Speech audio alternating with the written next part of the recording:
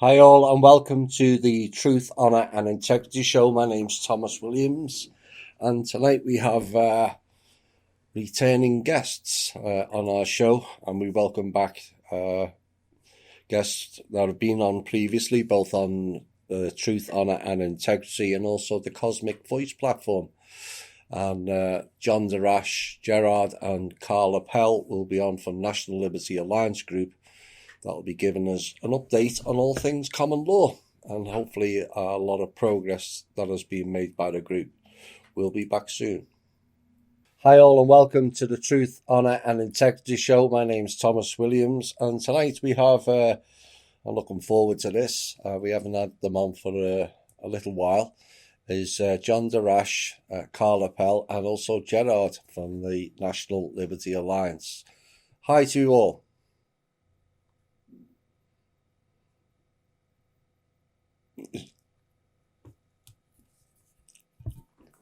Did Gerard make it?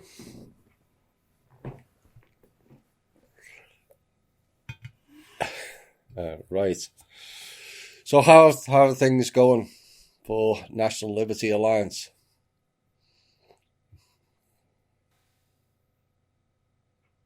The Attorney General, and 2 years ago we filed a lawsuit directly against the United States Supreme Court and both houses of Congress. And they haven't really answered anything, so they've been kind of in default. And on August 17, 2019, we filed a decision and order. We turned the court into a common law court and opened up and made some decisions and orders. We made a declaration to restore the law of the land. And we filed quite a few other papers since. We also filed a decision and an order concerning the merging of equity and law, which was an assault upon our Constitution and we the people. We also put a second indictment on Judge Kahn. He's a federal judge who tried to close our court case down once before. We indicted him and threatened the clerk with an indictment should they remove the papers from the process, the judicial process. So they didn't do that, and we're still filing papers. They're still taking them. So this judge came in trying to shut us down again, and so we gave him a second indictment. We also been sending some writ mandamuses to the United States Supreme Court and to Congress. And we also moved our gun case. We had a Second Amendment case that was in the federal courts that was operating under civil law, and we moved it into this common law court that we had opened up. And on November 16th, we moved it for cause and refiled the papers to the governor here in New York in both houses. And so far, we haven't heard anything, and there's another 6 days or so that they will be defaulting. We're expecting them to default. We're also filing another paper this week reiterating the major assaults upon our liberty by the United States Supreme Court. What a lot of people don't realize is that, and we really didn't, it's only the past year or so, maybe even less than a year, that we really come to understand what they had done. There was what's called the Rules Enabling Act back in 1934. And that gave the United States Supreme Court the ability to write their own rules for the court. And in 1938, they unveiled those rules and started to process it through the courts. And of course, we were about entering into World War II coming up, and I think that kind of worked out for them because it was sort of like keeping the people busy as they were changing the process in the court. So what they did is they combined equity and law, which are two different things. It's like putting together water and oil. And got rid of common law or natural law. It now is called civil law. And that's why we've been having so many problems in the court. So we're revealing all of these acts of treason. There's about 10 acts of treason that the United States Supreme Court has been behind with the federal judiciary. We do understand that a lot of judges are between a rock and a hard place. And they're kind of stuck in a situation, but time is coming when they're going to have to stand up with the deep state being, drained out And I know Q had mentioned that we're moving into phase three. And phase three, I believe, is the revelation, the revealing of all these indictments and all of the corruption that has been behind our government, or in our government, shall I say. Going to reveal a lot of enemies, both foreign and domestic, in those cases. And phase four is will be the actual trials. So moving into phase three, that puts us in a very good position because once that happens, these judges in the courts, they're gonna lose their protection, and they're not going to have any place to hide. And then we expect the judges that are, Americans, true Americans, to step up and do the right thing. So we're ready to indict the United States Supreme Court judges as soon as this happens, and we understand who exactly is the enemy. We've indicted about 30 or so federal judges. We've sent all of our information to Attorney General Barr. We've asked him for U.S. attorneys for prosecution. They've been kind of silent, and we kind of understand that. We don't want to push them too hard, but we do expect that they're going to be backing us up and doing the right thing once this time of collapse takes place by the deep state. But meanwhile, between at this point, since we started filing papers as far as making decisions and orders from the court, that's what we are, under the auspices of the court itself up in the Northern District of New York. So we're filing those papers, and we're nailing it to the door. It doesn't matter to us whether they respond at this point or not. It's only one more nail in their coffin. Their contempt for the people and the law is clear. And again, it'll be revealed quite soon on who really the enemy is and who really is standing with us. Meanwhile, we're preparing also to take over the political process here in the United States. We're opening up and teaching people how to become elected committeemen. That's something that has been expunged quite some time ago. We haven't had an elected committeeman probably going back into the 30s or the 40s, maybe the 50s, but it's been a while since there's been an elected committeeman. And we're resurrecting the elected committeemen across the nation. So we're looking for people to get involved, to come learn the process, and participate in the saving of America here. We also, of course, as the last time we were here, we talked about the administrations that we're building across America in every single county, the 4 administrators to be the people to orientate and the grand juries and the trial juries in order to bring a lot of these people to justice and to prevent the people that we send to Washington and to our state capitals from breaking the law, because we need to indict these people. Clearly, they're breaking the law by taking all this funny money and selling their votes to special interest groups and just ignoring we the people. And from the committeeman's perspective, if they're not obedient to the Constitution, we can remove them by recall within 90 days of walking a petition. So it's up to the people now. Donald Trump is doing a great job making America great, preparing the way, working on the economy, working on many, many things, getting America strong again. And once the collapse comes, it's up to the people now to fill the power vacuum that will occur, because we need to take back the courts, take control of the courts, and take control of the political process. Right now, the deep state controls both of them. And when they go down, power vacuum will be there, and the people must fill them. So we must be ready. We must be educated and ready. We need about 30,000 people to really do it right. We'd like more, of course, but 30,000 is plenty. But we can accomplish that with less than that. But 30,000 is the desired number. Benjamin Franklin, I believe it was, that said that we don't have government by the majority. We have government by the majority that participates. And so we need 30,000 good patriots, men and women, to step up and take these positions. So if you're interested in saving this nation and becoming a part of this and getting educated in order to do so, because as Jefferson said, if the people expect to be ignorant and free, they expect what never was and never will be. So therefore, only we the people can truly save America. Donald Trump can bring us to a point, but to maintain it, the people have to maintain it. As it was written in our Declaration of Independence, we have government by the consent of the people, and we are teaching people how to be the consentors of our government, how to remove anybody who is not being obedient to the law of the land and keeping their oath, and taking all that special interest monies. So, nationallibertyalliance.org and become a member and get into our courses. We have 2 courses. One's a civics course. And we have a government by consent course. Both of them are pretty long, large, courses, but they're very in depth, very involved, very educational, interesting, exciting, and so on.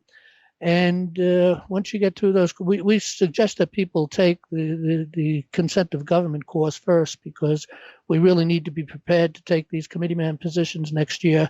And we also need to be prepared to take also the positions for the administrators for the courts of law. In other words, those who will orientate the grand jury, the trial jury, make sure they're not, what would I say,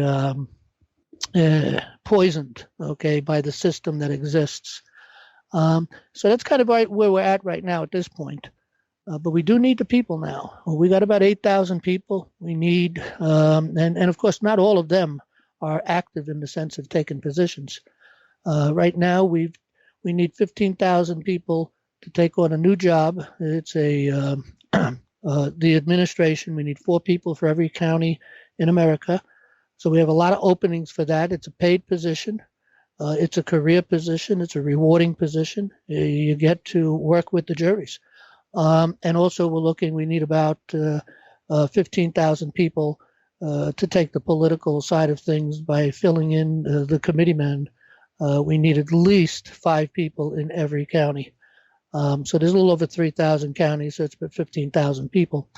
And then we can educate those who have been in there thinking they're committeemen, thinking that their voting counts, and we will train them and teach them the Constitution and how to become elected committeemen, and then we will be able to take this nation back completely, and we'll be able to maintain it. So that's kind of where we're at. Good stuff. Good stuff. You mentioned the 1934 Act. Right. That wasn't the only act of that year. The Telecommunications Act, which meant all communications and all forms of communications came under the auspice of the military. And so this falls on to what happened in 1933, wasn't it, where basically they sold all the American people as chattel.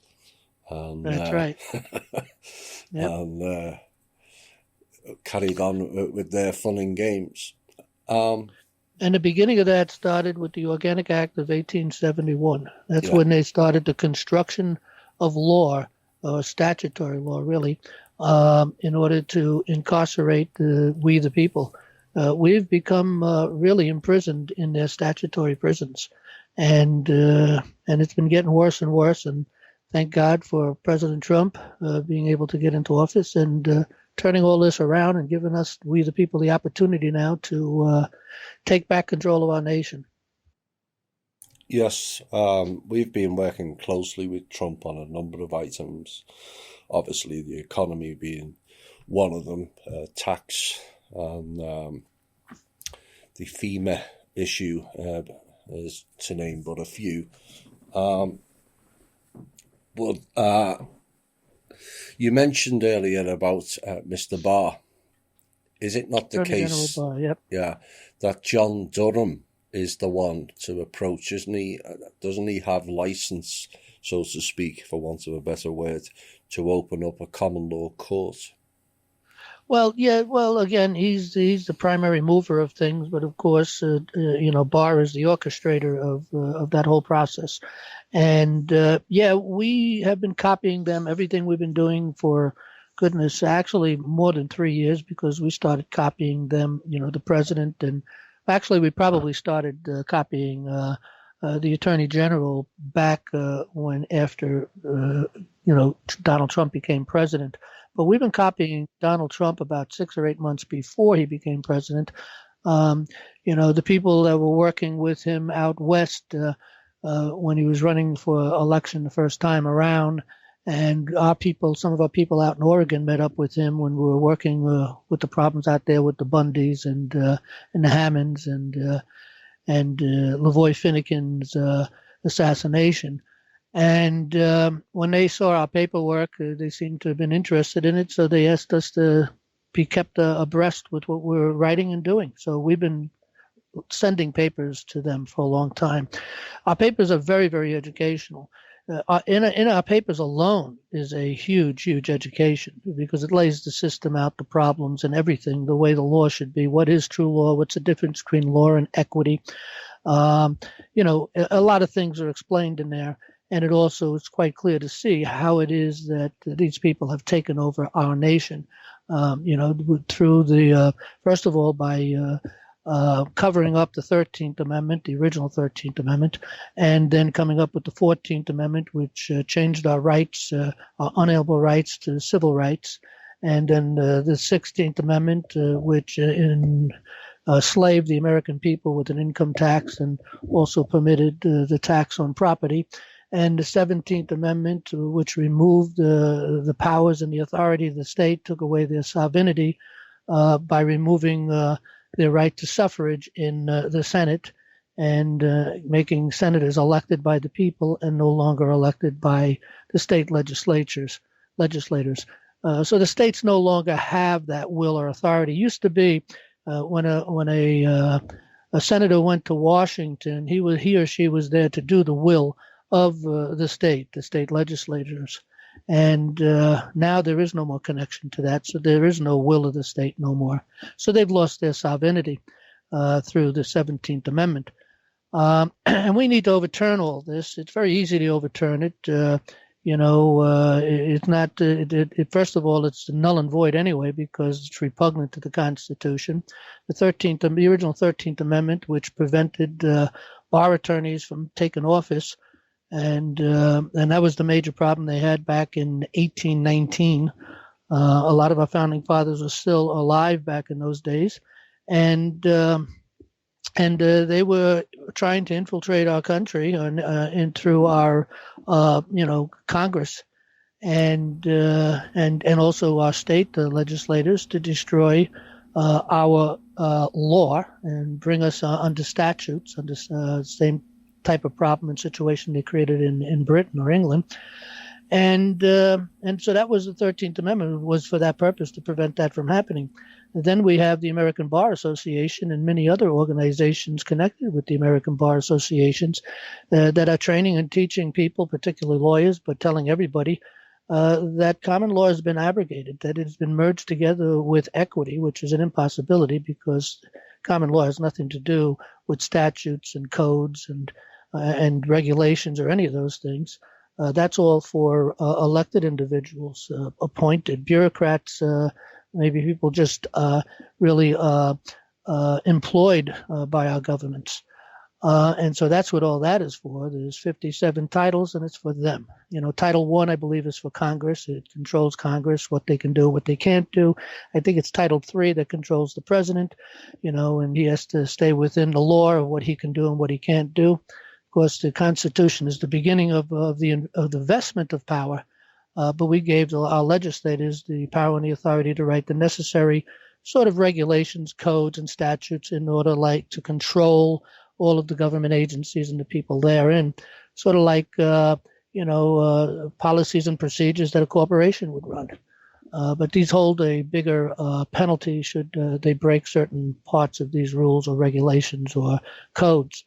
But in any event, this is what we need to take this whole process, and it's up to the people to do this, to take this whole process back in the judicial process and the political process. So. Yes, I agree. You mentioned 1871 earlier. Mm-hmm. That was pretty much the year, like 1933, 34, when everything changed. The Constitution, the original Constitution, was changed in favour of their own Constitution, and also the right to be a government also entered that year, and we were replaced with a corporation. Right. Well, that's when they created a state within a state within a city, Yeah. and they put it under municipal law. And your corporation started, and and I don't know how long it was going before that, but they were already working on incorporating our counties, incorporating our towns, our villages, our cities, and they're all under municipality law. Which is the law of the city, which is civil law, which comes originally from Babylon, came from Babylon to Rome, to Justinian, right here into the United States. And in 1934, they accomplished their goal of subversion and destruction of our whole law, the Constitution. But it's still there. It still has some power, and it's up to the people to pick it back up and reestablish the law. And that's what we're doing here at National Liberty Alliance. We need as many people as possible. And anybody listening to this, please don't think that the other guy's doing it, because they're not. You need to do it. Everybody needs to do it. Everyone should become a committeeman at least once in their lifetime. It's a 2-year commitment, not a big deal. It requires about 40 hours a year of your time, and it's usually around election time. Most of that is around, the early elections, and we get to interview the people that we're going to be putting on the ballot. And that's how people get on the ballot, by the way, through the committeeman process, which has been taken over. Okay, the people don't control that anymore. We need to take it back. And we need to do this on a grassroots level. So most of this takes place at the primary elections.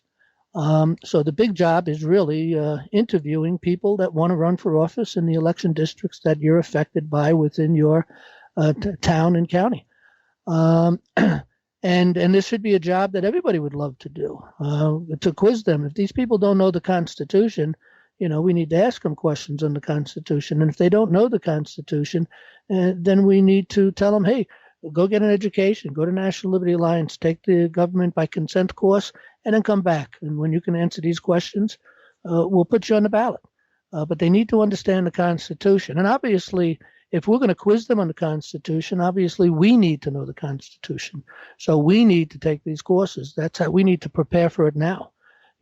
This is all coming up, and I think things are going to hit real hard come January and February, and probably, we're coming to the end of this year now, so I don't know how much is going to really happen. They may hold a lot of this stuff off until after Christmas and New Year's, and then that's when the hammer's really going to drop. And that's my presumption. I don't know that for a fact, but it is coming soon. And when that hammer drops, we have to be prepared. But the elections to the committeemen, there are a few states that may be going through the process as early as January or February. But most states are going a little later, March, April, or May, and even into June. And there's like a 6-week window that you get to run for committeemen. And it's a very simple thing to run for committeemen. You only need maybe a half a dozen to a dozen signatures from people within your election district, which is, in very few cases, it's more than that. And then you get onto the ballot if there's someone challenging you. But since nobody's been running for probably 50, 60, 70 years, there's no one there to challenge you. So you will be elected. You'll be deemed elected at the primary election. It's the only person elected at the primary election, by the way, is the committeeman. Everyone else is nominated. The committeeman is nominated through a designating petition, getting 6 to 12 or at worst case 20 signatures. And then if there's no one running against them, then they don't no need to go into the ballot. They are deemed elected. That's what the law says, that they're deemed elected. And then they get to take up that job for 2 years now to decide who is going to be in the office of whatever affects that election subdivision, that election district. Yep, you mentioned the bar. The bar people who pledged their allegiance to the British Crown. Well, we got to realize something. Wonder how many are actually aware of that. A lot of that, we got to be really careful with that, because we've done a lot of research in these areas. I've spoken to lots and lots of lawyers. They're really duped. Look at they get these people. First of all, they get our people young out of school. Okay, if you go to schools now, they're teaching them how to be socialists, and I really mean hardcore socialists. I've been in these schools. I see what they're doing, and I see what they're teaching. And we need to stop that. And that's another plan that we do have for hopefully next year. Once we get into the courts, we want to start moving, working with the committeemen and working with the administrators and all volunteers to get into the schools to bring back the Constitution and the study of civics. But these bar attorneys, they really are true believers. They do not understand. They have no understanding or knowledge of the common law. They don't really know or understand the Constitution. They couldn't tell you the difference between, the Fifth Amendment and the First Amendment, of course, within reason, and they don't really understand what common law really was. They don't really even understand the difference between equity and common law. They've been taught only equity, which is statutes. And again, in 1934, they merged those two together, and they teach all these lawyers this. So it's in their teachings.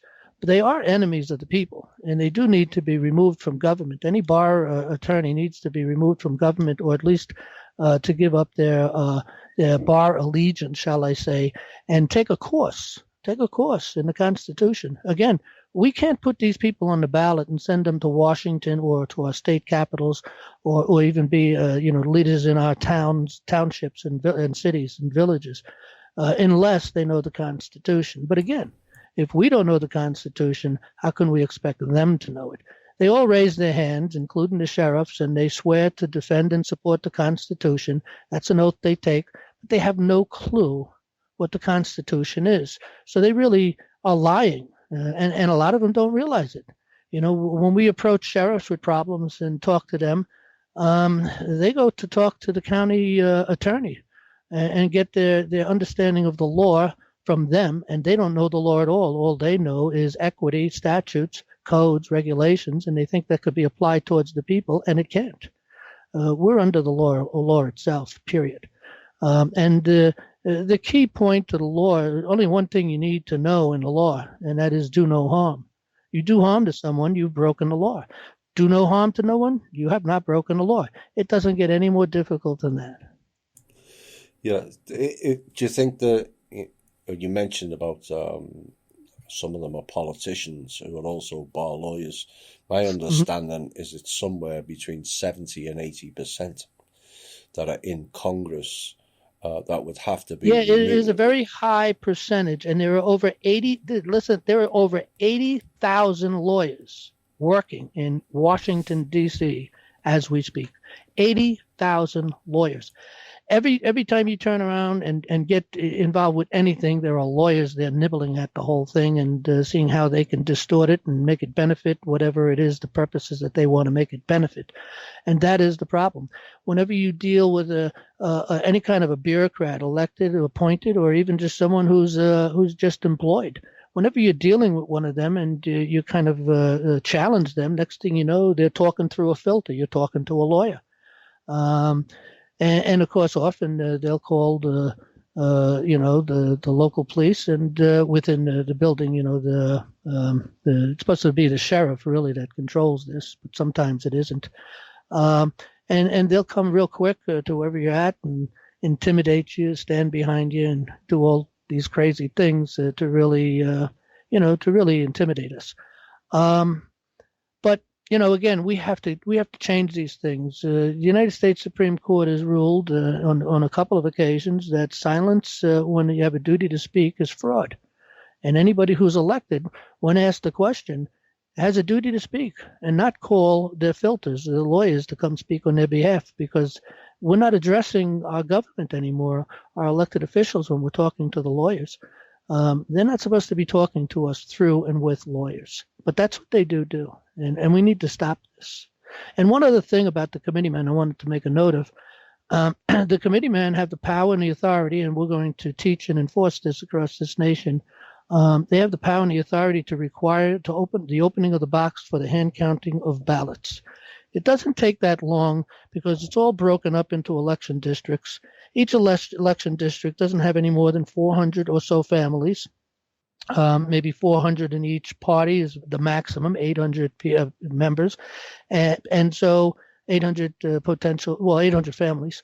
And so, when you really look at it, it's not going to take long to count the votes. I don't know what the percentage of the votes would be. Maybe it's 40% or 30% of the people vote during that time. So it's not even 800.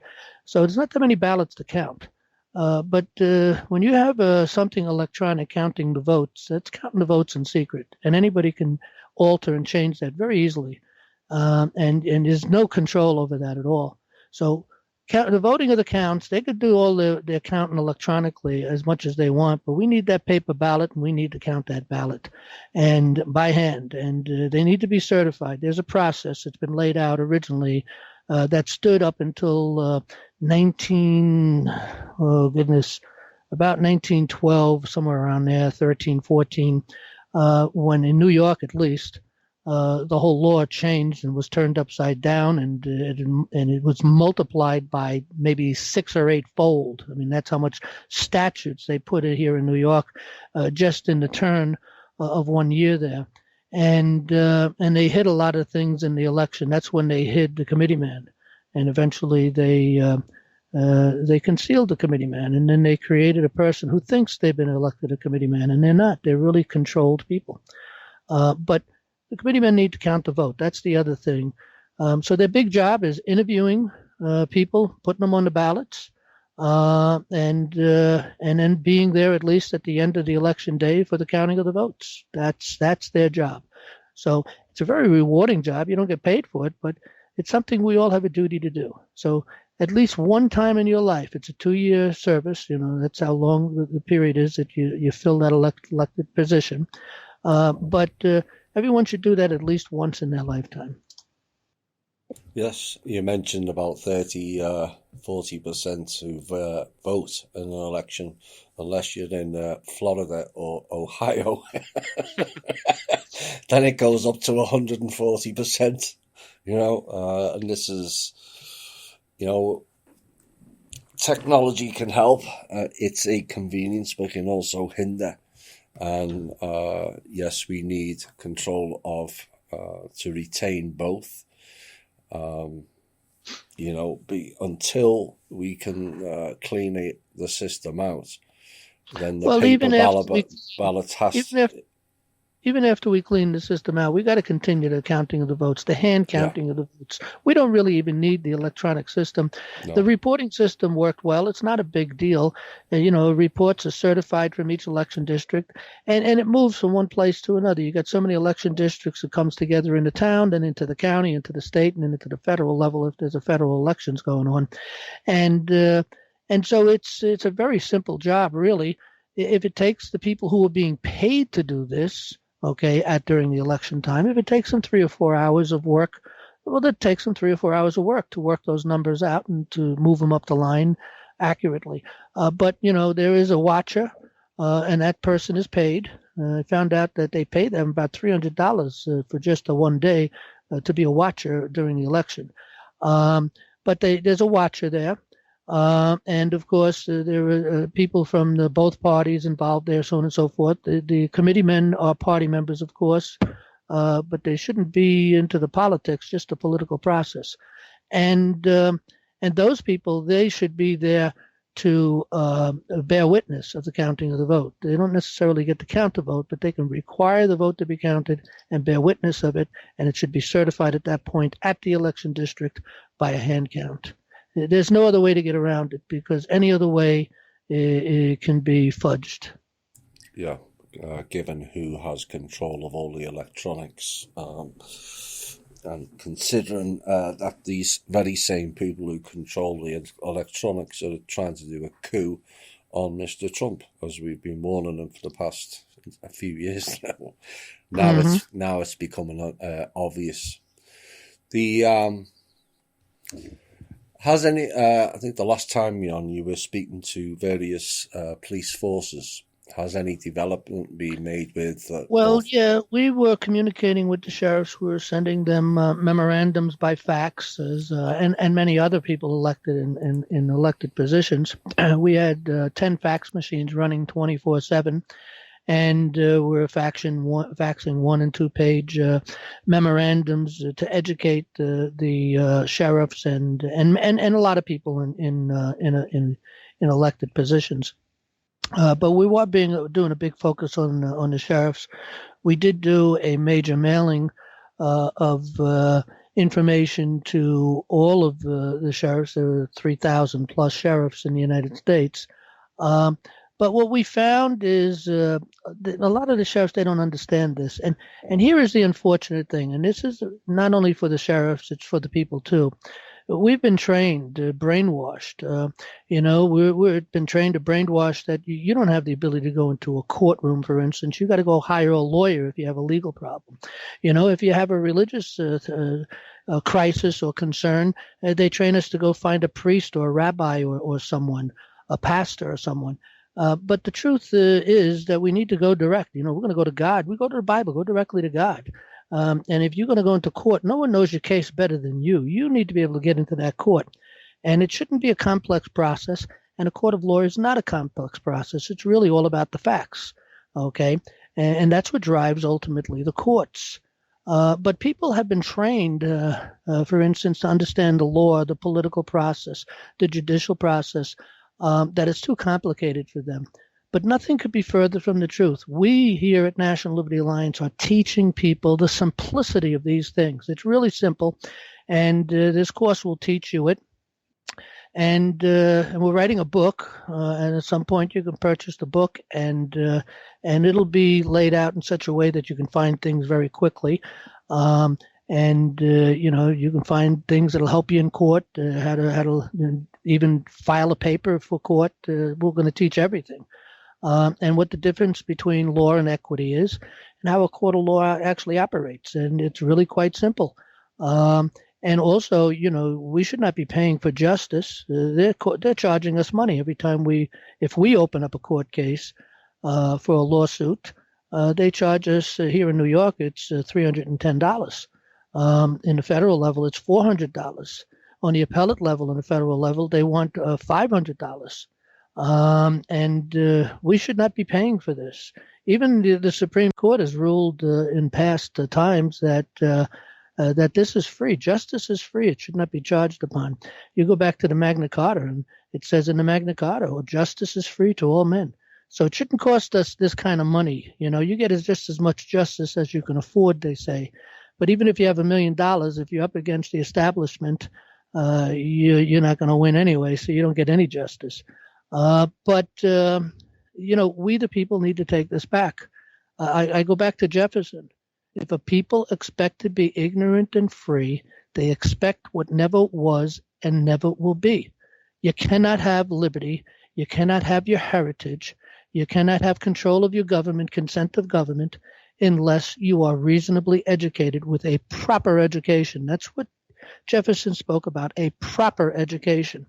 And I can tell you, I have searched the planet looking for a proper education. I have not found it.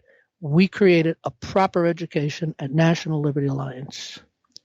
And another thing to add to that as well is, like some of our members, especially at the more national leadership, have been reaching out to certain sheriffs. And there has been a lot of success educating a few sheriffs right now in a certain area of the country. So we are actually making a lot of progress there. But it seems as though whenever you have like this email communication or even fax communication, there's just too much disconnect. You really have to go at it in a local level and actually be the person to reach out to your sheriff or a local politician or whomever that authority figure may be you're going after.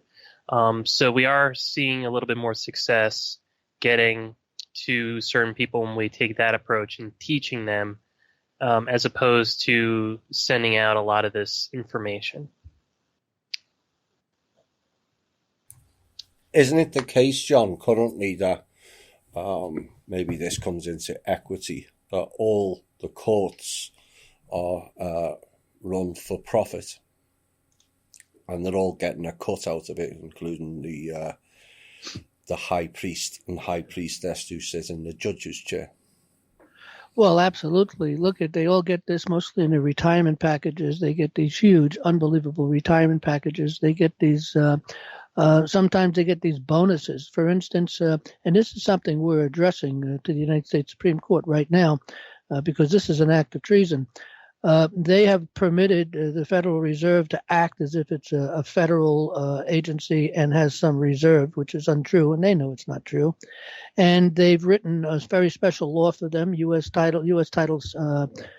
Title 26, and which is not law. It's not an enacted law at all. It has no jurisdiction at all. It doesn't even describe a jurisdiction within it. Nevertheless, it's written up in such a way as to be able to, for the IRS, on behalf of the Federal Reserve, to take you into a court. And so what they do is they rent a courtroom in the federal building, in the federal courthouses, so they appear to be also part of the court system, the judicial system. And the judges that are working in that federal court system are hired out and paid extra money to sit in on these cases, and are given bonuses as much as $30,000, $40,000, $50,000 in bonuses if they get a conviction of the individual on trial. That's how corrupt the system is. They're doing it right underneath in the federal district courts, right underneath the nose of the United States Supreme Court, and they know it. They know that they have abrogated or claim to have abrogated common law by fusing together law and equity, which is an impossibility. And they say it right on their website. And we make it clear it's treason. And we're coming out after them. We're going to go after them. We're going to indict them. And the indictments eventually will be fulfilled. We will keep nailing it to the door. Every week we try to send something up there, keep nailing it to the door. And it's just one more pound, one more hammer, one more nail. And eventually, again, when the deep state collapse, they're going to collapse too, because they're in very bad behavior. They are tyrants, and they're guilty of treason, and they need to suffer the consequences. And we will know which ones they are when the protection is no longer available. Yes, that will include probably all of them in the highest positions. You don't get into those positions. Very many of them. Close. Well, I have a feeling that more than half of the U.S. Justices are on our side. I'm talking about the United States Supreme Court. As far as the federal district courts, I doubt anywhere's probably maybe 30% of them might be reasonably okay. And I don't even know if there's that many. I think almost all of them are so corrupt and have been involved in so much, unlawful activities that there is no salvation for them within the system. The olive branch won't even be able to be taken by them because once we get the complaint back from the people and the people understand what's happening and what's going on, they're saying, wait a second, this judge, they destroyed my life. They got to pay for all that. Okay, we can't save them for that. No. I'm led to believe Carl keeps me informed occasionally what's going on, but you've added some new courses onto the website since your last visit. Can you speak a bit about them? Well, yeah, the civics course is still there. It's still the same. It's about 120 hours. It's a very good course. It really is focused in on explaining to the people where we're at, what has happened, and how we got here. But the solution to how to get out of it and to save this nation, that's in the other course that we put up, which is called the Government by Consent course. And it's probably as big a course as the civics course.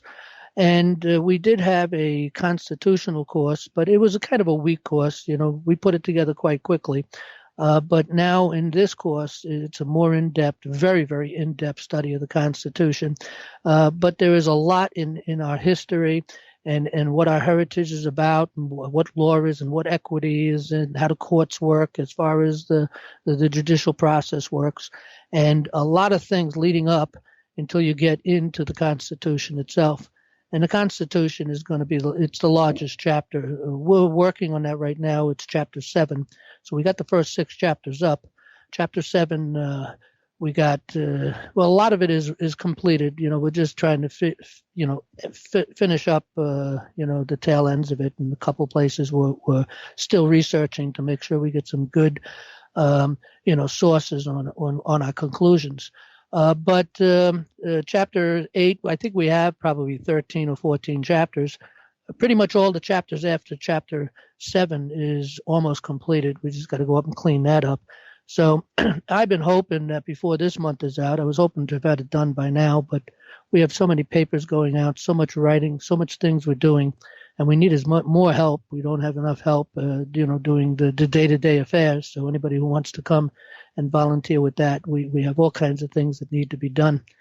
But I think hopefully before this month is out, we will have the course completed and totally up there. But again, most people are still working through the first 6 chapters. But we took down the constitutional course because, again, it was kind of weak. It was something we put together relatively quickly, and we need to be more specific and give more details, get more into the depthness of what's involved in whatever part of the Constitution we're looking at in the Bill of Rights, and looking at the debates and why it went this way and that way, what the balance of power is in that Constitution. That's a very important thing to understand. The balance of power in our Constitution, is really between we the people who ordained and established. We're not found inside the Constitution, although we are found in the Bill of Rights as far as listing out the Bill of Prohibitions. Thou shalt not do this and thou shalt not do that. But nevertheless, we the people ordained and established that Constitution. So we have Article 1, of course, which is for our legislative body. We have Article 2, which is for the executive branch, and Article 3, which is for the judicial branch, and various other things going into 5, 6, and 7. But the power is between the 3 branches of government, the states, and the people. And the people get to trump it all. We can negate anything we want, or we can nullify anything we want at any given time. And that's the proper way of a government by consent. And the whole process is there. History is there. We have all the sources to prove our positions and our conclusions. And the people need to understand that. This is power. This is how the people have power. Without it, we don't have power. We must maintain control of our government. So the power structure, the balance of power built in the Constitution can never be changed or altered in any way, shape, or form. But the only thing they can change is simple things like, or what times or what months they may meet, or when the president takes power. Those kind of things could be changed, and how they work out things within their rules system and everything in Congress. All those little things can be changed, but the power divide cannot be altered in any way. And the 16th Amendment altered that power structure, the 14th Amendment altered that power structure, and the 17th Amendment altered that power structure. They're null and void because they're repugnant to the body of the Constitution, which includes the Bill of Rights and the Declaration of Independence. Well, this will probably be the last question before we go into music break. But is it more difficult for you, John, and the National Liberty Alliance operating, given it's based in New York? As our show has covered fairly extensively, it is the proverbial cesspit in terms of corruption, fraud, and also heinous crimes against humanity. Is that impeding your progress because it's in New York? Well, not really. Probably would best to be in this pit here. New York is a great place to live. Unfortunately, they make it very difficult for us to live over the past 20, 30 years especially. But remember, all these communist or socialist, whatever you want, I think you can call them socialist easily, that are in our state congresses, both houses, and the governor himself, they're all supported and brought there mostly by the New York City. There's a high population down there, and each one of those boroughs have close to 1 million or 1 million plus. So there's quite a bit of a high population down there. But when you get upstate, it's mostly conservative and Again, I wish I could say constitutionalists, and conservatives might think they're constitutionalists, but there's much they need to learn to really be a constitutionalist and to really be able to enjoy and understand and defend and protect their liberties. So we really need to do that. But this is a good place for the battle. It's a good place for the battle. It's a good place to live, though, in many ways. But it's a good place for the battle because we are battling someone like the governor here in both houses. They come up with the SAFE Act, and they're coming up with all these different things, abortion after birth. I mean, so we need to be here to fight those battles also.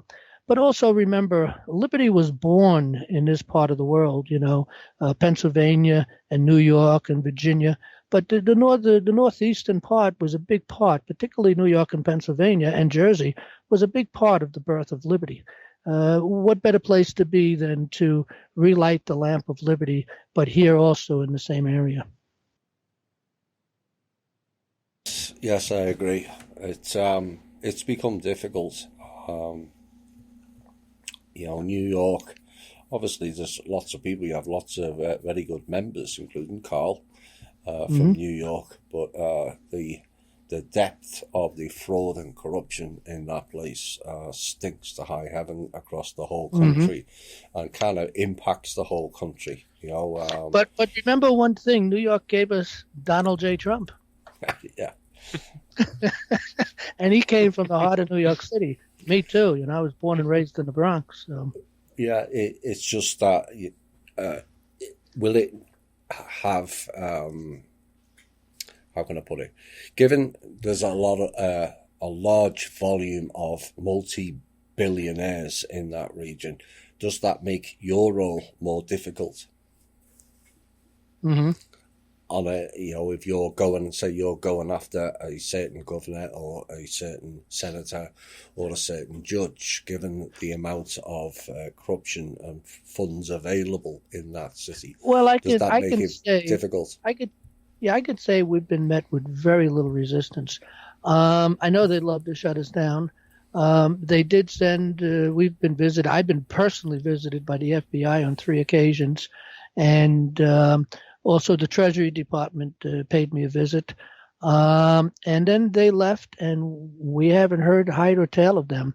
The Treasury Department wasn't so friendly, and they were in error their thinking. We corrected on a couple of things that they thought was something which wasn't, and they had a difficult time accepting it. But I know they had to go back and check us out, and I'm sure they realized certain things. The FBI, they came wondering if we were sovereign citizens, all that stuff. And we all know what's connected to the meaning of those words, why they say those things. And but we had good conversations with them. We showed them the papers. They said that you said this and you said that. And I said, I never said that, but I'll tell you who did. It was Thomas Jefferson. And by the way, that was said by George Washington. And I showed them on the papers.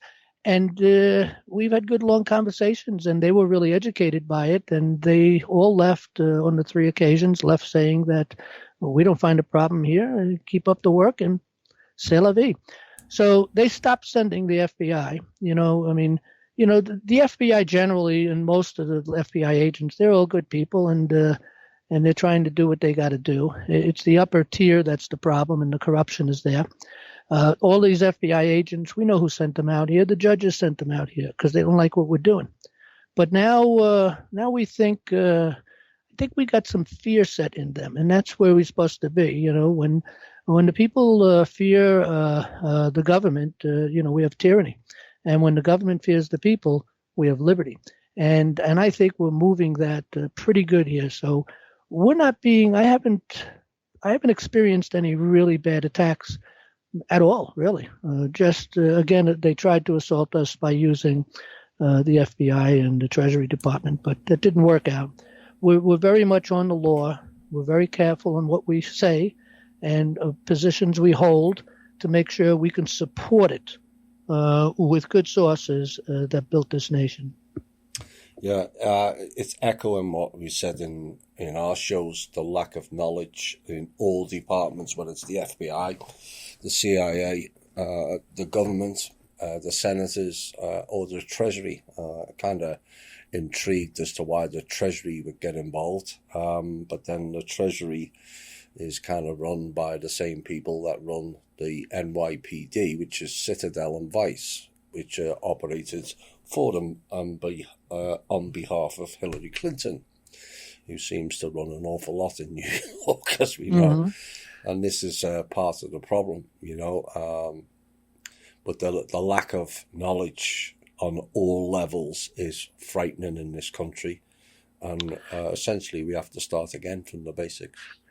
Right. And, look at, when we have a government that believes we're a democracy, when in fact we're a republic, and they don't understand the difference between the two, it may be true that we may choose some of our representatives democratically in a democratic way. It's kind of a combination for the president. The states get to choose the president, but the negotiation, the agreements that they came up with, well, let's take the people, let the people vote within the states, and then, we have the electoral thing. And this way, then the votes, whatever number of votes is accounted for each of the states goes towards that individual, which works out very well. And this way, the highly populated states like New York and California, they don't get to really control the elections because they can take over Chicago, and they already have, and the cities in California and here in New York City, they take over the big populous areas. They don't need to visit too many states to really get elected, and they can constantly control who becomes president. And that's what the Democrats have been working on for 100 years, and they do control those areas. So if they get rid of the electoral votes, then of course we would have an imbalance of power, and the states wouldn't have their say in the election at all, because it'd be controlled by the couple of major cities that control everything. Chicago being added in that, Illinois, and so on. So when we look back in to the way they put this together, it was very well put together, but we certainly are not a democracy. And we are the only common law republic of the world. The only one. There is none other.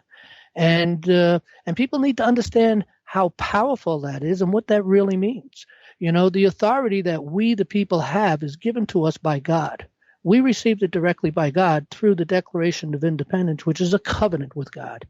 And so we receive our authority to govern ourselves and his liberty when we ask to live under his law, okay, which is where Israel was and Britain was for a short period of time, and now the United States became to be under that position. We've lost our way. Now it appears that we're having a revival and a refocus back to the law and to the republic that we are. So we have the power and the authority to create our own government, and we did. And we created it through the Constitution. We ordained and established that Constitution and vested 3 branches of government with certain powers, certain authorities, and certain jurisdictions. And they're very well defined. And all we have to do is enforce that paper. It's not a contract. Okay? It is a constitution, a paper, an order that vests power into these 3 branches. And if we really enforce that Constitution upon our elected individuals and our appointed individuals and the people who are just employed, politics is not needed because everything is already worked out. The orders are there, the powers, the authorities, the jurisdictions, what they can do, what they can't do. It's all laid out in there. It's very clear. So politics could disappear, and we do have a plan to try to eliminate politics without, of course, we need the political process. But we don't need the politics because politics is only one group going up to try to get more power, more authority, and the edge over the other group. Well, our political process was not set up for the politics involved because everything is already laid out and decided. We don't need to know. Congress doesn't need to, special interest groups or anything. We all have the same rights. Nobody should get anything special. But we can get rid of politics if we exercise the political process through the Constitution. Yeah. Right, we're going to have a music break, and we'll be back with more from John, Carl, and hopefully Gerard, if he's joined us, straight after this break. Time for a cool change. Here says all on the show. Right. With the things that are going on, John, has National Liberty Alliance been able to get together some sort of a package? Not so much from the People's Club, because we are bound by certain rules and it would be classed as political. But should Mr. Trump initiate certain changes, some of which we are expecting, how quickly could National Liberty Alliance transition from the current court to a common law court? Would you need to start off with one courtroom? Logistics, what I'm asking is logistic-wise, are National Liberty Alliance ready, and could it be funded? Well, the funding won't be a problem once we establish the common law and the proper process of law that we not only set up, but that we, the people, deserve. The court systems are already there. The judges are already in place to deal with equity. Magistrates are there to deal with as administrators in common law courts. So all those things are still there. The plan ultimately is to win the battle against the United States Supreme Court and the federal districts. We sued all 94 federal districts and the United States Supreme Court and both houses of Congress. But we need to win the battle with the case at hand that we've been working on for years. And this battle goes back quite some time. A lot of people have picked up this battle, but the real battles in the courts and preparing for the court started in 1999 by an individual, Robert Schultz, with We the People. And he moved things through the court process into the system. We sued the government for redress of grievances. And they failed to answer. They remained silent.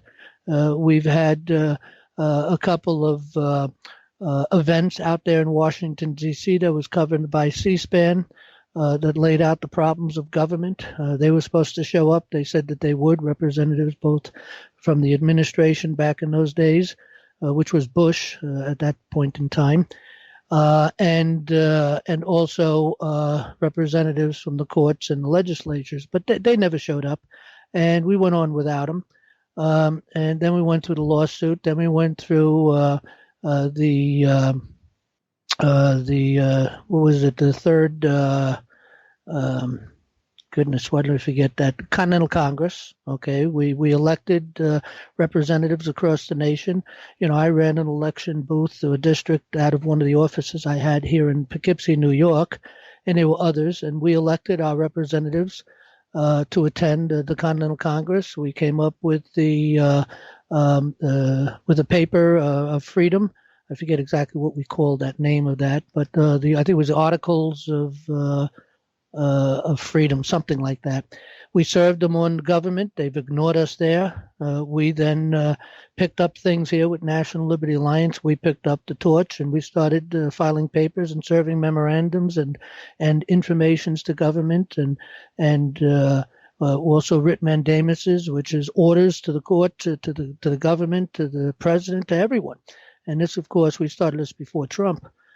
And again, that all, they just ignored us and continued to ignore the people. And then we did file the papers up in, as I mentioned earlier, up here in the Northern District of New York. And we opened up a court for the sole purpose of being under the auspices of the court and filing all our paperwork, turned it into a lawsuit against against the United States Supreme Court and both houses and the federal district courts, and like I said, we're now in the place of making decisions. We are well seated, positioned, with a mountain of evidence, a mountain of paperwork, an education. It in itself is an education. Again, we wrote with the intent to educate, to inform.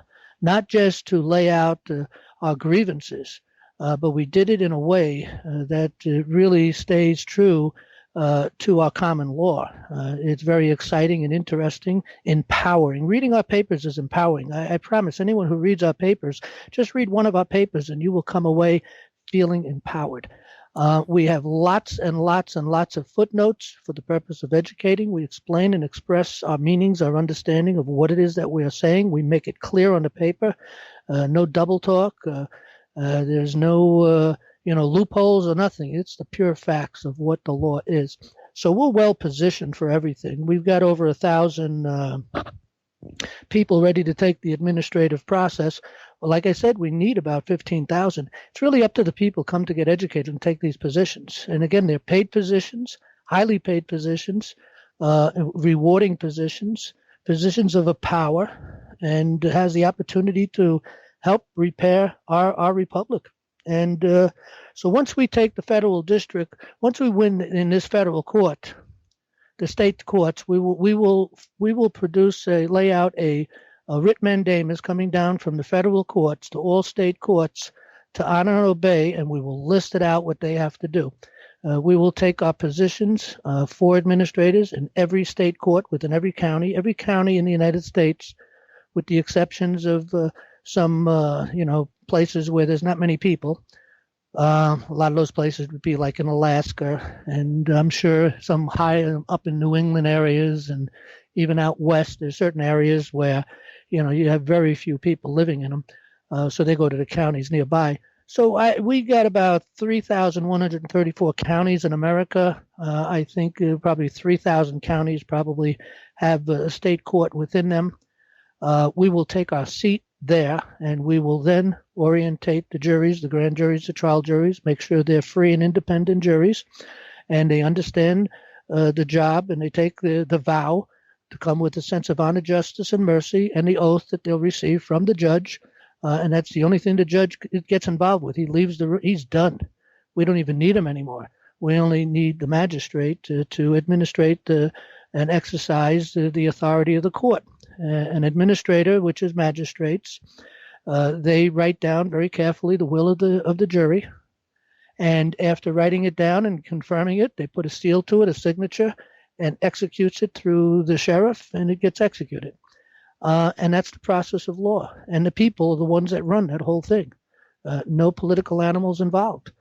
So once we do that in the federal court, we then force the state courts to obey, and for the people to take control of the administration of the juries.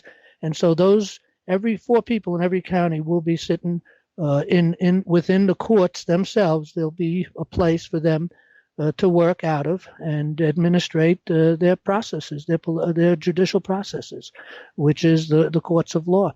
We will educate them.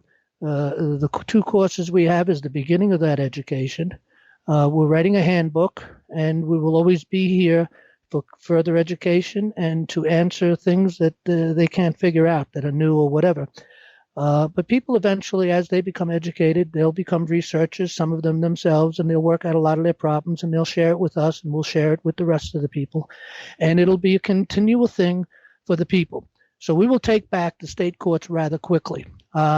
We literally could do it in a matter of a couple of months, take back control of every state court in America, if we can get 15,000 people to step up. We only have I think it's about 1,200. Let me look. We have them listed on our website on how many we have.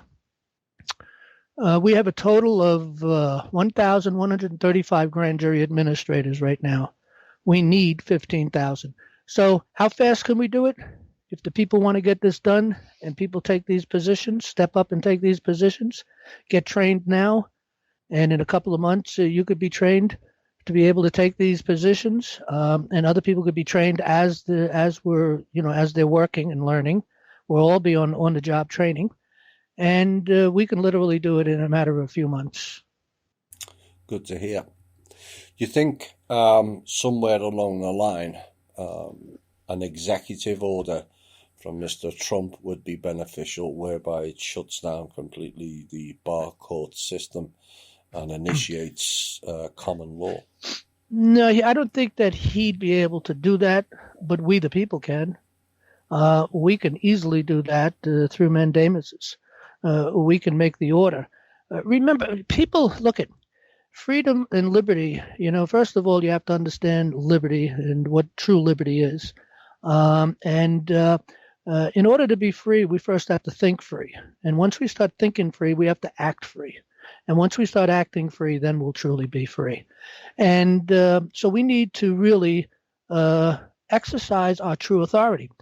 People need to understand what this really means. We, the people, ordained and established this Constitution for them. They need to understand we are above the Constitution. We rule, we consent, we decide. Yeah, the government makes all of the governmental decisions that we have given to them to do. Each one of these agencies have a job, and the people need to give this out to individuals to do this, and we broke it up into 3 branches to do this work. But now, as far as governing ourselves, we, the people, are the consenters of what our government does, and we govern ourselves, our own lives. We're not to be controlled by statutes, rules, and regulations, and codes, or any of those things. We're free to act the way we want, and we need to be obedient to one law: do no harm. It doesn't get any more difficult than that. But when government goes astray, or an individual goes astray, then we need to remove them from office. And we could do that from 2 positions, from the committeeman process, or we could do it through indictment if they broke a law. If they're in bad behavior, we can remove them. Or if everything is set up properly, they can do impeachments and do it that way, where they can get rid of their own problematic people. Congress can do that, and they get rid of judges. They can get rid of bad congressmen and so on. But we could do that too. They failed to do it. We have the power and the authority. So again, what people also need to understand is the power of the committeeman. A county chairman in a committeeman and a county chairman can call in any person that's affected within their election district and want to talk with them. They will respond because they know it was the county chairman working with the committeeman to get them into that office, and we can take them out as quick as we put them in. And they know that. Okay, that's why they will be obedient to the committeeman, and the committeeman will enforce, anything that they need to enforce. If they don't want to respond and do the right thing, the committeeman can walk the papers, get the signatures, and yank them out of office. People need to understand the powers and the authorities we actually have. We need to be the free people we were meant to be. Period. Yes, I couldn't agree more. One of the biggest transitions we're going to face is getting people away from the fear of authority, because that's what's keeping this whole structure together. In essence, it's collapsed. It is collapsing. Everyone can see that now. But that fear of authority and people not standing in their own power and their own sovereignty, it is going to be a difficult transition. And that's why I'm kind of pleased with the way you're doing things, is empowering people via the website and the courses and whatnot, and giving people the tools to empower themselves. Right. And, look at our motto, so to speak, if you want to call it that, is that at some point in time, the people must increase and we must decrease. We have the Unified United States Common Law Grand Jury, which is doing the heavy lifting, which is really made up of all the people that are involved with us from every state. But it's only one place where we're focusing, writing papers, doing mandamuses, informations, and so on. But at some point in time, and meanwhile, we're teaching the people how to do these things. And just by doing them, they should be able to see and learn by reading the papers. But we're educating them and preparing them, because this needs to be done on a grassroots level from their own perspectives within their states.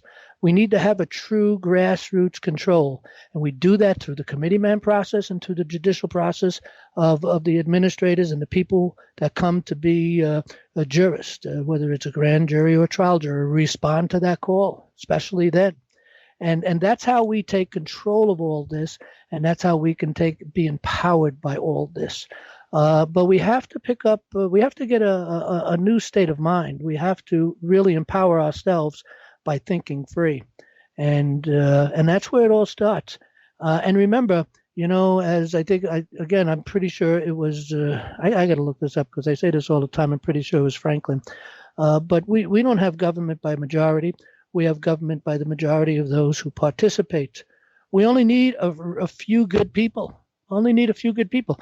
Think about it. We have I'm not sure the population, but it must be around 350 million here in the United States. So of the 350 million people, we only need about 30,000 to take back control. And we will teach and build that up more and more as we go over time. But those people will be able to control everything. And we could do it with less, but I'd like to see a minimum of 30,000. That's sort of our goal. At some point in time, 4 or 5 years down the line, that should grow to hundreds of thousands, particularly with the committeemen. The administrators is restrained or retained down to no more than about 15,000 because there's 4 positions in every county. In some counties there may be 5 or 6 or 7 or 8 because they're highly populated, but generally speaking, it's 4. And we got that from the Magna Carta. The Magna Carta laid out that process and procedure. And of course we are the common law, so this is what the way we are to operate. But once we take control of those things, again, it doesn't take much. But the people need to respond now. The people need to not think, well, the next guy will do it. Yeah, if you already have a good job and you don't want to leave your job and you don't want to become an administrator, that's fine. There's a couple more things you could do. You can become an administrator. I don't know if I say committeeman or administrator, but become an administrator. But because that's a full-time job that's paid. But to become a committeeman, everyone can do that. Everyone could give 40 hours a year. It's less than that, maybe even. Again, and it's in the evening, and it's for the sole purpose of interviewing people to put them on the ballot. Okay, that should be a job we should all desire. I want to do that job. So we should be able to get 15,000 or 15,000 people easy. That's 5 people per county, okay? And those 5 people in county, again, as I mentioned earlier, will train and educate the other people that are already there. So we will build our numbers up very, very quickly within the first year of taking power. And the committeeman thing will probably fill all that positions within a year. And with people who are educated, properly educated, and watching government like a hawk and calling out the fouls and making the phone calls and bringing these people back under the chains of the Constitution. And it's a really simple system that our founding fathers have set up for us. Well, we've lost our way. It's been concealed. We don't see it. We are revealing it. The people need to step up and take these positions, and they need to do it now. Now is the time of education and preparation, because in the very near future, months away, the opening for our move is going to be there, and we will make the move and seize the power and give it back to the people where it belongs. Exactly, John. There's 2 or 3 questions from listeners I'd like you to answer, or Carl. And the first one, is it really possible to detach the existing financial, military, intelligence and corporate entanglements in the modern infrastructure of governance and law? Well, absolutely, it's possible. And once the people take these positions, we can fix that problem. But remember, Trump already understands this, and he's going to break the ties. So I don't think these people that are involved with the exchange of emoluments and benefiting in different ways because of their positions, whether they're military or justice or some elected individual. It doesn't matter. It's all corruption when there's a game going on and money is exchanging and corporations are involved in that connection with government. So all that has to be broken. And whatever is left over when the people take control, it's only a matter of looking, investigating, and finding the problems and fixing them. As soon as they raise their ugly heads, we need to knock them down and take them out. So yeah, that could be very easily, again, bring government back to the people, get the people in charge and in control of government, and having government by consent, educated people, properly educated people, and then making sure that our elected officials are properly educated and they understand to take their oath serious, and we yank them out real quick as soon as they violate the law. And we will have a government as just as our courts will now become, and our nation will be as just as our courts, and other nations will want to really be like us and do the same thing. After all, the truth of the matter is when America, the idea of America was discovered, the desire was to be like Israel, because we are duplicated over as Israel, original Israel, going 1600 BC, when Moses came and took them out of Egypt, and God delivered them into the promised land. Okay, that government that they have is the very government that we have. We've duplicated what they had. And that's what people need to understand. We've come under the umbrella of the protection of God. And God's going to take care of us. If my people who call by my name shall humble themselves and pray, turn from their evil ways, I will heal their land. And I forget what goes on after that, but let's see. How does it go? If my people which are called by my name shall humble themselves and pray and seek my face and turn from their wicked ways, then will I hear from heaven and will forgive their sins and will heal their land. Okay, so that's all we have to do, is desire to be under the law, do no harm, and honor God, and it's up to Him. He will protect us. There are stories in the Bible where the enemy was coming up against Israel, and God told the people of Israel, okay, take X amount of people, and go here, and they had three nations coming at them at one time. I supposed hundreds and hundreds of thousands of people, and God sent them out with something like blocks of 300, maybe just a few blocks, to go take on this whole nation. And they feared that idea, but they trusted in God. And when they went to meet, as they were coming over the hill to come into the valley to meet the enemy, they were all laying there dead. God turned them all against each other. And so God can take care of us. We don't have to worry about that if we just do the right thing and try to be a just people and live under His law and receive His blessings of liberty. Just as in the preamble says that liberty is a blessing. The purpose of government is to protect the blessings of liberty. The second question, natural law is in complete opposition to the existing methods of governance and law. How would that be reconciled?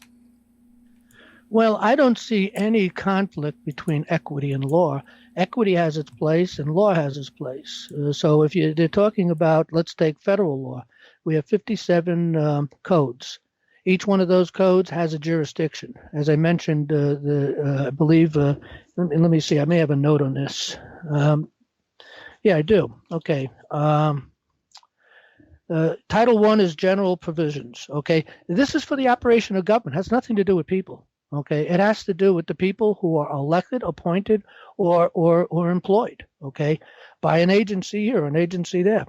Title II controls Congress. It's the law that Congress must follow. It's the guidelines, the jurisdiction, and the layout of their authorities as given to them by the Constitution. Title number 3 controls the president. Title number 4, the flags, the seal, and the seat of government, and the states. And it goes on and on and on.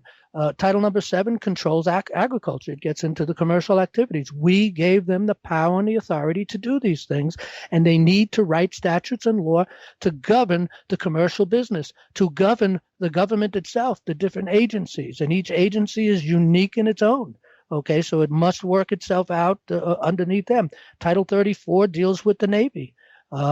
Title 42 deals with public welfare of the people. And it goes on and on and on. So there are 57 different titles, but they don't affect us. That's equity. The United States Supreme Courts, their power, their authority is in equity alone. And the only time they get involved with law is if they're protecting an individual's unalienable right. When you appeal, if you appeal over to the federal district courts and all the way up to the United States Supreme Court on a violation, particularly maybe on a decision that maybe somehow a jury or a grand jury somehow violated someone's rights, well, a jury's decision is final, cannot be overturned by the United States Supreme Court or anyone. It is final. But if someone's unalienable rights was violated in there, They have the power and the authority to protect that person and to protect that person's rights. So to really, save them from a misjustice. But other than that, the United States Supreme Court is an equity court. They had no power, no authority to make the decision of Roe versus Wade. They stepped on God's toes. They went into his court and took out of his court and made murder legal. They had no power and authority to do that. That's null and void. That does not belong. If someone is brought up for a situation in an abortion, it's up to 12 individuals sitting in a court to hear the case and make a decision. Okay? And that's where it belongs, in God's court. So since those laws don't affect us, and even you take traffic court, that might be good for commercial, but it really has no place. And the commercial activities ultimately should be governed and cared for on the state level or the county level. County courts are as lawful as because they deal with the smaller things as well as the state courts. But there is no place in the Constitution to provide for a town court, a village court, or a city court. Okay, they should all be county courts and state courts. And so all of those and all of the statutes and different things and rules and regulations that they've got written up that they apply upon the people to make money. It's all a big cash machine. That's all it is. And all of that is null and void. When the people come into power, those will be shut down. They can no longer continue. So if they shut down the courts, the police, all the police, will shut down because there'll be no money to fund it. The whole process to make money starts off with a town or a village to create a court, then a police force, and work from there. But once there's no income coming in through that police force, it all falls apart.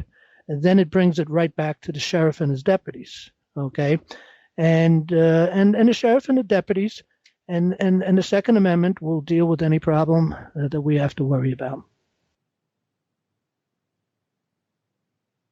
Yes, this next question is more of a statement. I've pulled a question out of it. It was from one of the listeners. Essentially said the recent path found the CSS-PSG grammar system, which was raw plain language script that is built into using math principles. So the sentence can be certified, verified, accurate both frontwards and backwards.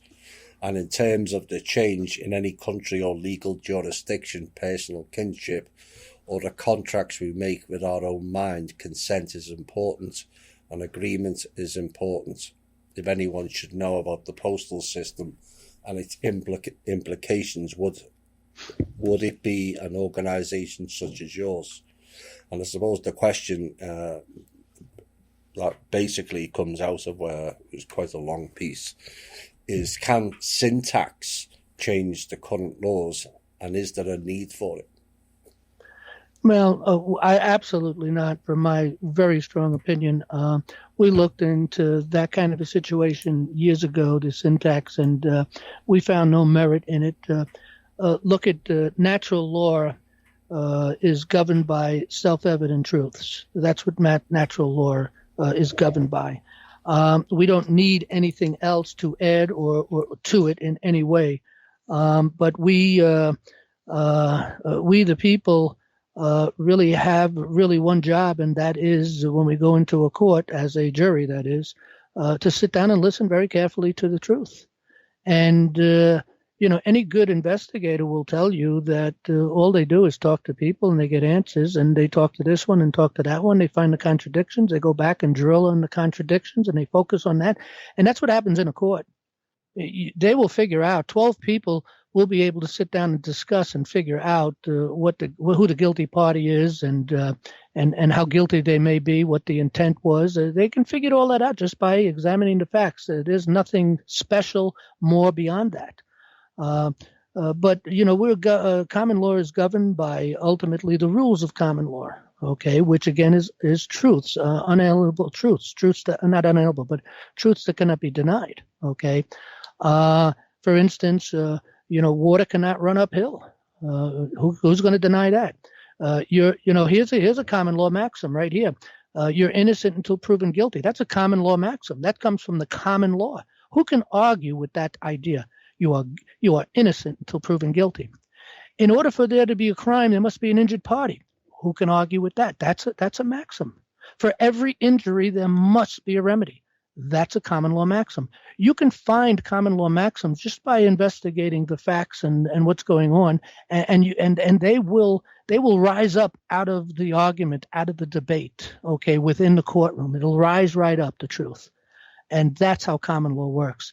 It's a very simple process that men and women, the regular people actually get in. We don't need to know anything about codes and regulations and statutes and these other procedures that take place and the rules in the equity courts.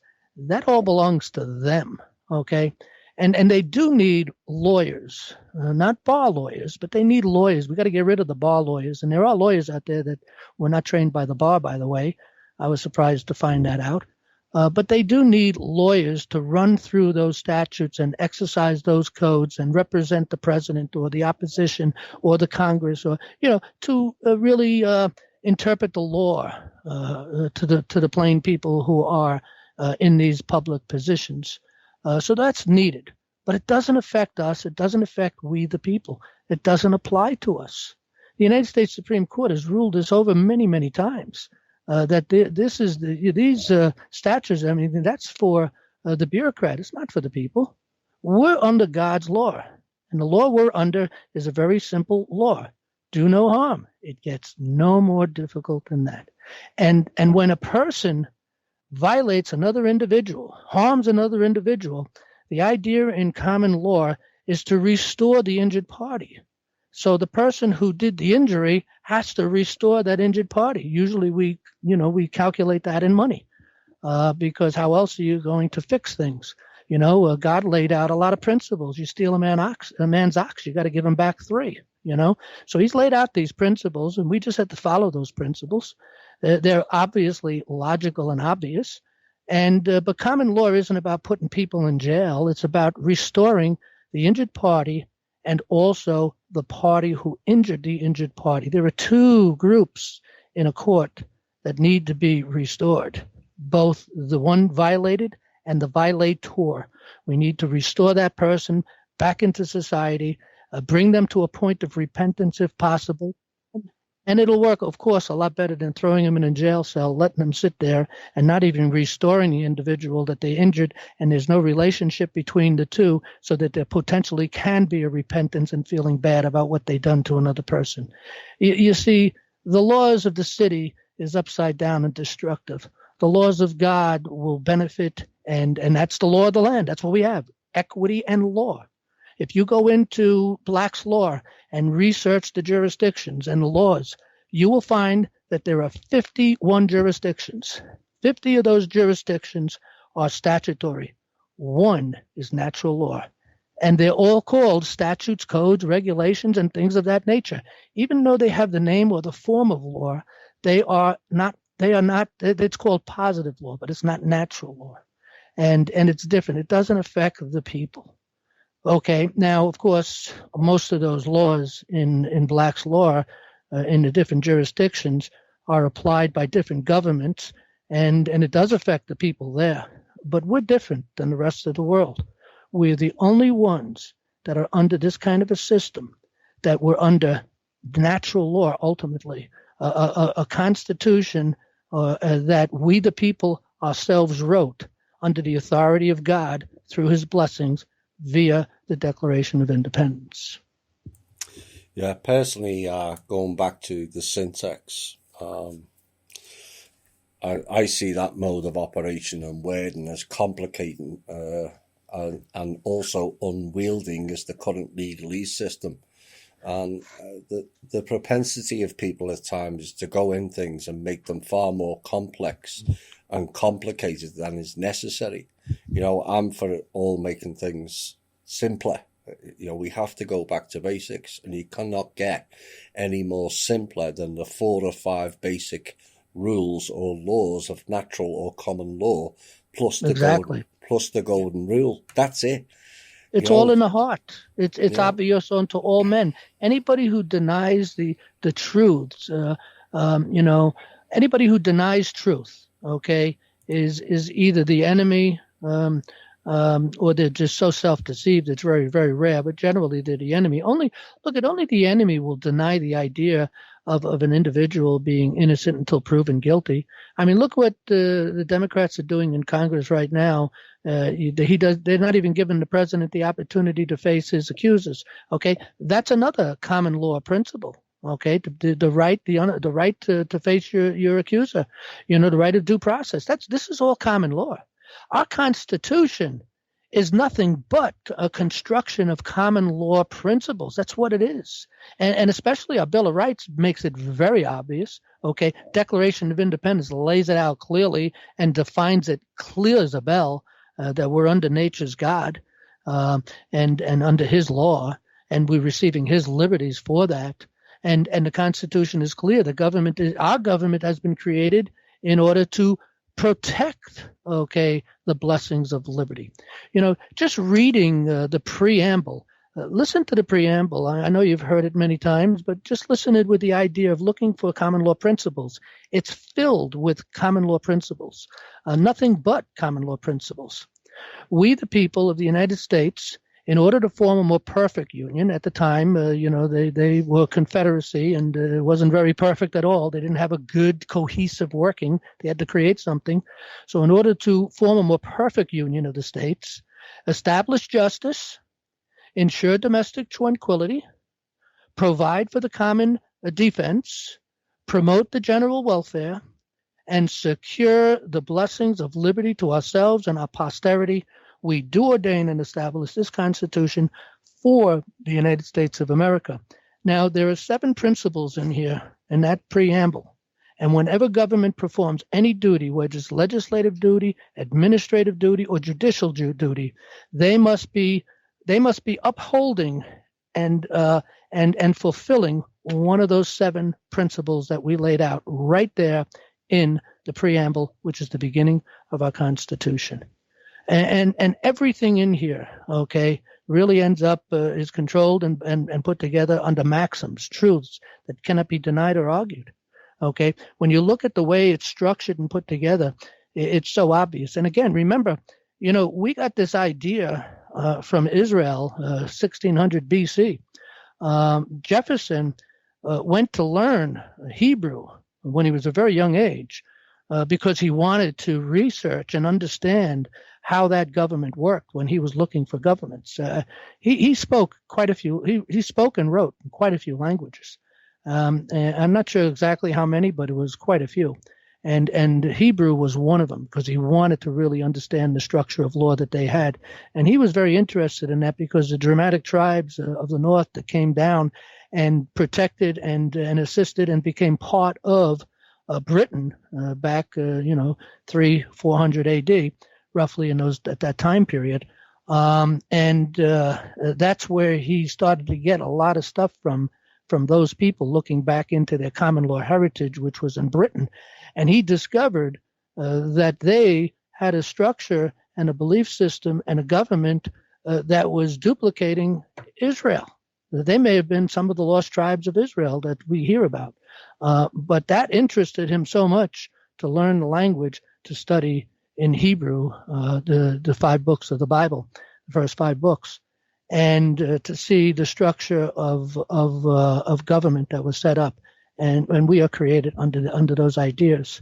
We break up everything into tens and pieces. We have the counties. And the counties are broken up into cities, states, and not cities, states, cities and towns and villages within the towns, and then those are broken up into election districts, and everything is done in tens and hundreds and thousands, and then we come up into the state, and then of course the Union of the United States, and the 3 branches of government, and the separation of powers. All of that has been duplicated through that process. I'd like you to touch briefly, we're coming near the end. I'm going to end it around the 2-hour mark, but Is it not the case that legalese and the current law with all its statutes and rules and regulations and all that nonsense are all based on the promise or the premise that people are a business or a corporate entity? Well, the way they've set it up, look, it all started, it's actually started in 1776, as soon as the discrepancy between the Americas and Britain started, and the Declaration of Independence came up. Already they were sticking their fingers into our government in case we were to develop that. And as we did develop that and went through that process, they definitely got into our government, because they started off, of course, with the money, the bank, the national bank, and then the bar attorneys, of course, well trained in their system, coming to bring in the influence of statutes, statutory law, of the common law, which they destroyed in England already. They had already destroyed it in England. Okay, so all of that was moving in to destroy us. And when you go back, it's a construction of law. We talked a little bit about the Organic Act of 1871, and everything, every little piece, the whole thing is a plan and just put in place as time gone on. They were very patient, and it's the construction of law to build all of this as statutory prison. But legalese, what that is all about ultimately is hiding the truth inside the law. And that's what they've done. Go read the 14th Amendment, and a lot of people really don't see the fact that they have changed in that amendment, they changed unalienable rights to civil rights. And it really, I kind of knew there was a problem here when I heard about the 14th Amendment, because every time I went into court, you'd hear about the rights of the 14th Amendment. Well, wait a second. We didn't even need the 14th Amendment. We already have all the rights that the 14th Amendment spoke about. We don't need the 14th Amendment. What's going on there? But they always referred back to that. And so it made me realize that something was going on. And when you start to look into it and you see, that's what the legalese is about.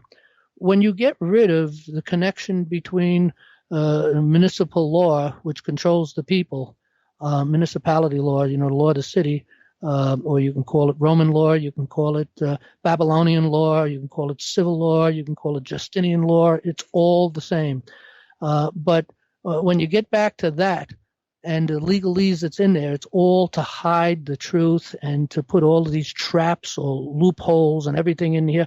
But once you take it away from being applied upon the people, all the legalese falls apart, falls away.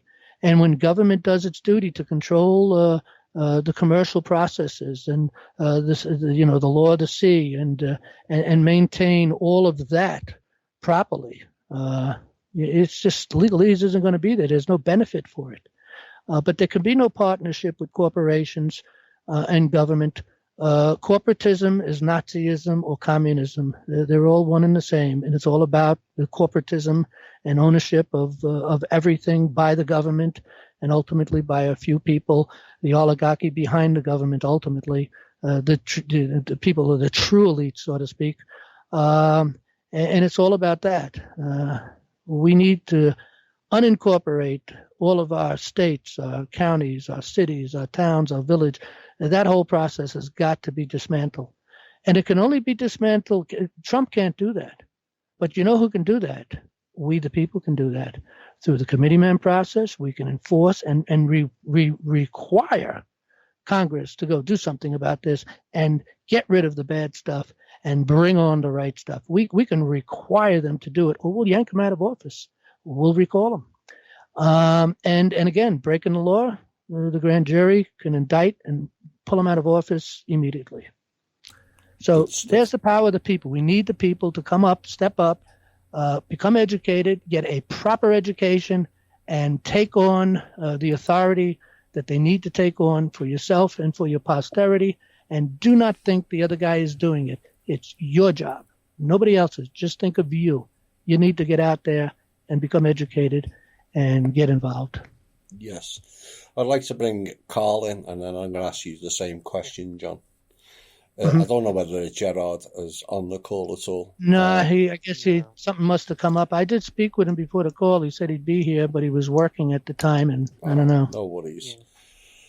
Carl, Yes. what is the drive behind National Liberty Alliance? I think the drive is really to educate people to be their own sovereign selves. At the end of the day, we're really just here to educate and teach each other about, what law really is, the process and the way that things should be. So I think the drive really for anybody who joins us or for the people involved is really to learn and to restore ourselves back to our own sovereignty. So that's my short answer on that. John? Carry on. Well, Oh, no. I was going to ask, was that about what you meant, like the drive for people to join, or like my own personal drive, you think? Mm-hmm.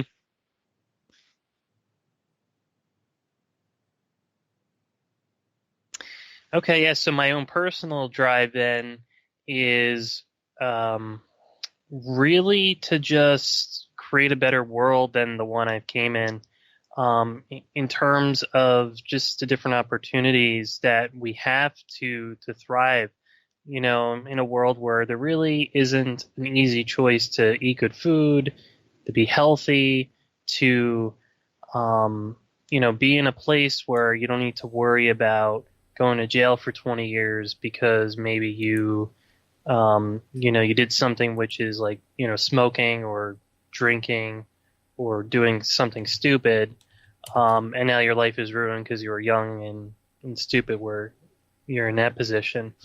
So just kind of changing the world for the better so that the people around me and myself have an opportunity to really be the best that humanity can be.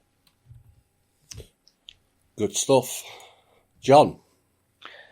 Well, National Liberty Alliance, the purpose of National Liberty Alliance is to facilitate a place where people become educated, and where they can communicate and organize on a grassroots level.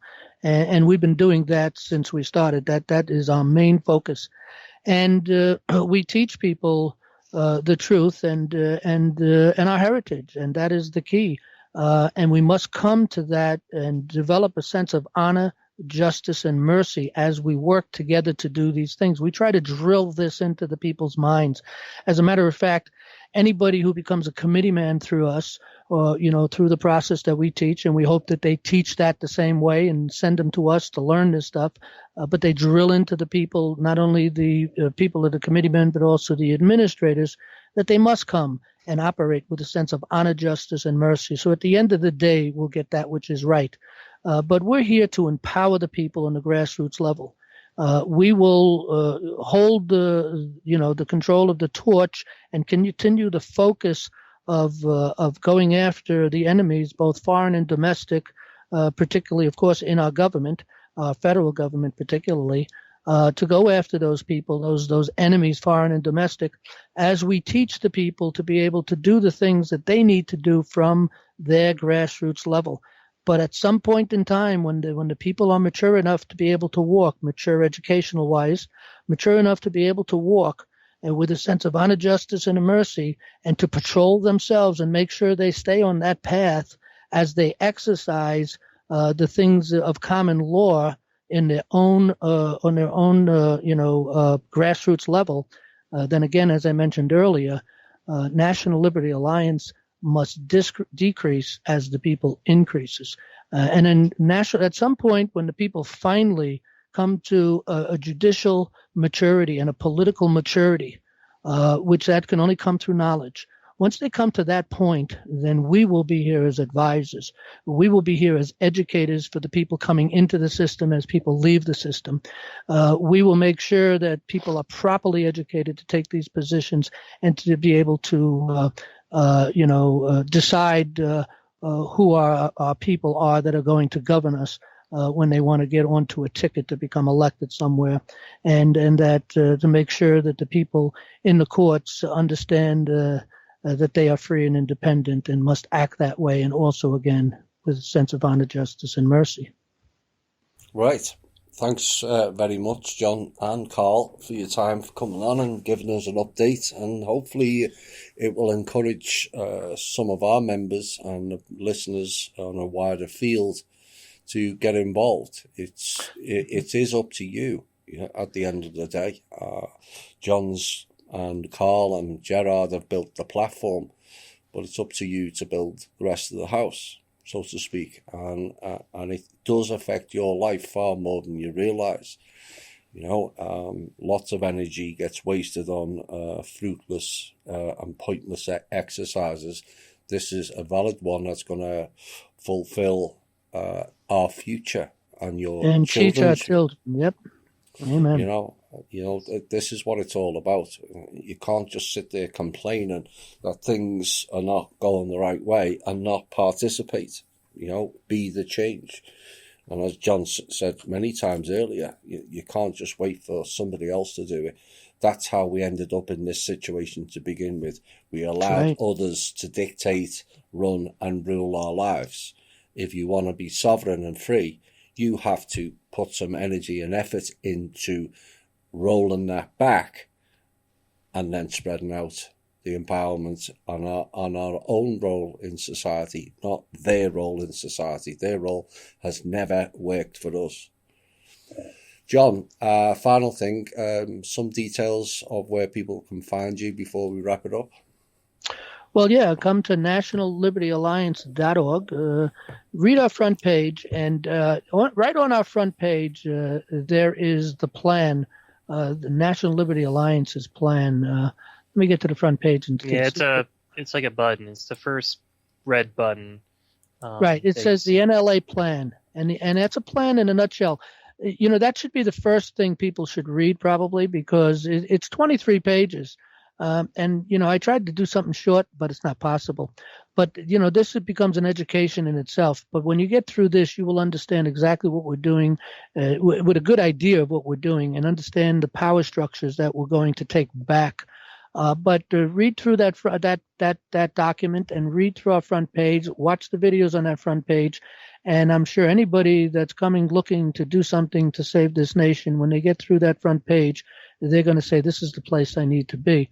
Become a member, take our courses, get involved, volunteer, get involved in a committee. We have lots of committees that we try to get moving along. You can create your own committee, bring them up to the leadership, and if we agree, we can do something with that and just get involved. And the most important thing is think about becoming a committee man. Sign up for that. And even the administrators, you can become a committee man for the first 2 years, but there's no conflict of interest in that. So you could be an administrator and a committee man. And again, it doesn't affect most people's ability to work unless they're working at night, because the work of the committeeman is usually done after dinner, 7 o'clock till 9 o'clock or even 10, whatever they meet for, to interview the people that are going to take control of our work that we've given them, the nation. So get involved. Let's do this. Let's take this nation. Let's take this country back, and let's bring it back to a place of justice. Yeah. Thanks to John and Carl from National Liberty Alliance, and we wish them all success going forward, and hopefully everyone will have been inspired by this show and can get involved and push this thing along. Right, this has been the Truth. Godspeed, everyone. Yep, thank you. This has been the Truth, Honour and Integrity Show. My name's Thomas Williams. I'll see you all on Thursday. Bye for now.